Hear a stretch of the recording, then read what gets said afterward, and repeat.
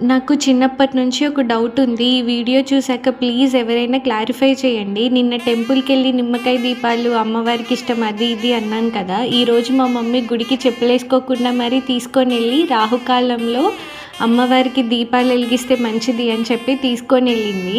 మేము అక్కడికి వెళ్ళేసరికి చాలామంది ఇదే నిమ్మకాయ దీపాల పనిలో ఉన్నారు. అదంతా ఓకే.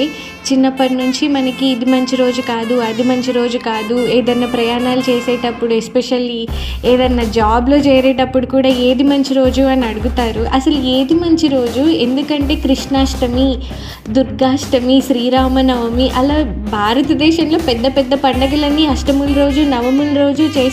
కానీ ఏదైనా పని మొదలు పెట్టేటప్పుడు మాత్రం అష్టమి మంచిది కాదు, నవమి మంచిది కాదు, అది మంచిది కాదు, ఇది మంచిది కాదు అంటారు. నాకు ఈ లాజిక్ ఏంటో అస్సలు అర్థం కాదు. మీకు అర్థమైతే ప్లీజ్ నాకు చెప్పండి. ఈ వీడియో నచ్చితే ఛానల్ సబ్స్క్రైబ్ చేయడం మర్చిపోవద్దు. Bye bye.